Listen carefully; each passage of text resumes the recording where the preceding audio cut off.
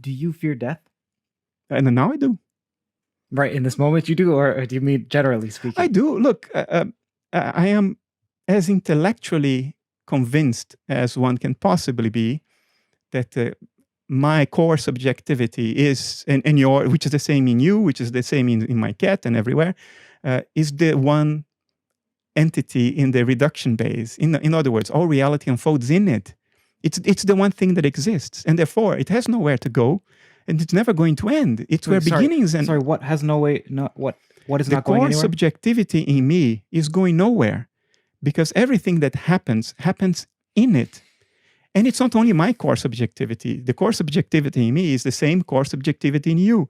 It's the one eye of the world that looks out from every creature, as Schopenhauer put it.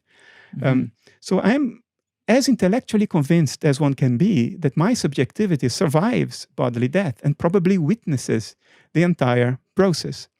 Now, what is the best and safe analog to death we have today? What's the one thing we can do that comes the closest to death physiologically and still can be done safely? That's high-dose psychedelics.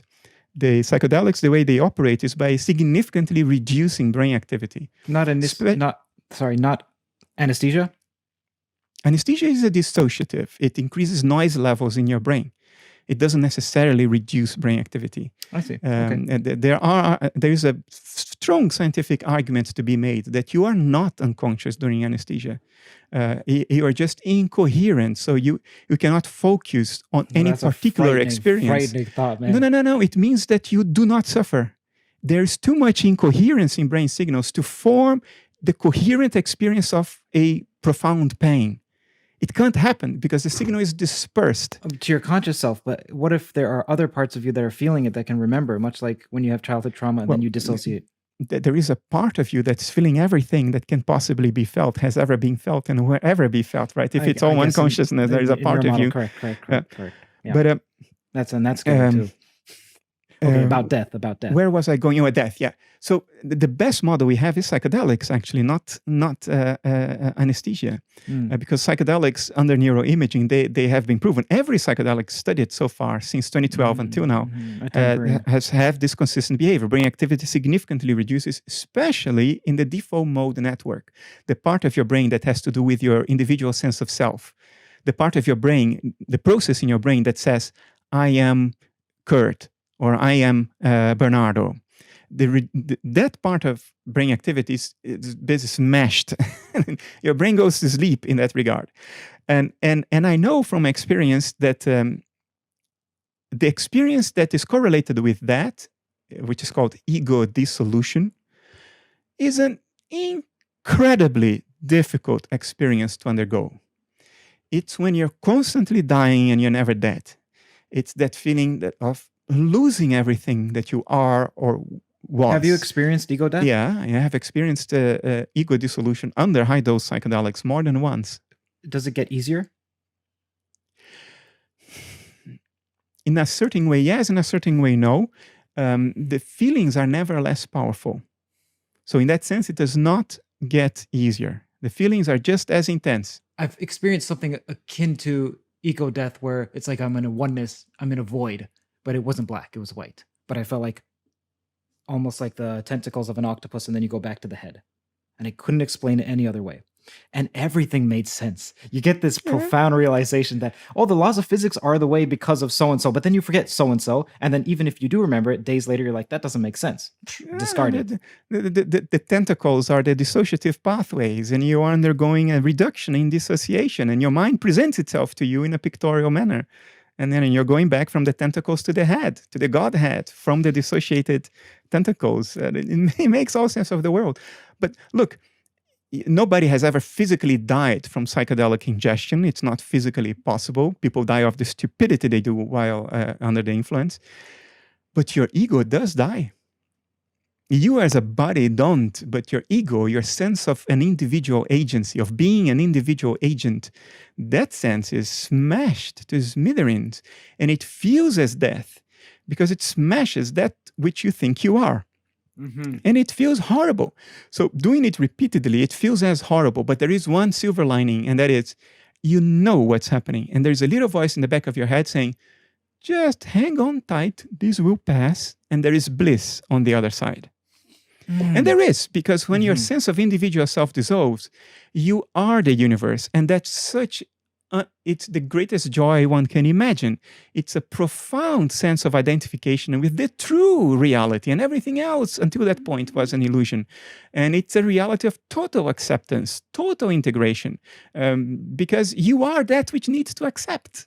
So it's complete and unconditional acceptance. But before that heaven, there is the hell of ego dissociation, parting with that. What did I say? Ego dissociation? No, I meant ego dissolution, which corresponds to a reduction in dissociation, because the ego is the dissociative process. Yes. So when the ego dissolves, it's the dissociation that is dissolving. So it's a uniting? A reuniting, a reintegration, which is blissful, except that in between stage, it feels like you're being annihilated. Your soul is being annihilated, and it's the worst experience that I think that I have ever had. No, worse than that is the re-entries, when you are in the bliss and then you come back to the ego. That's worse. But ego dissolution is terrible, and my own theory informed me that physical death, real death, permanent death, when you die and you're dead, that's the ultimate ego dissolution. So I know bliss is coming, and I will know bliss is coming, and I'm thankful to psychedelics for that, for not telling me this only conceptually, but of showing me what it is. So being convinced to the bone that ultimately bliss is coming, but I shiver by thinking of what ultimate ego dissolution might feel like. And I dread it. And I fear it profoundly.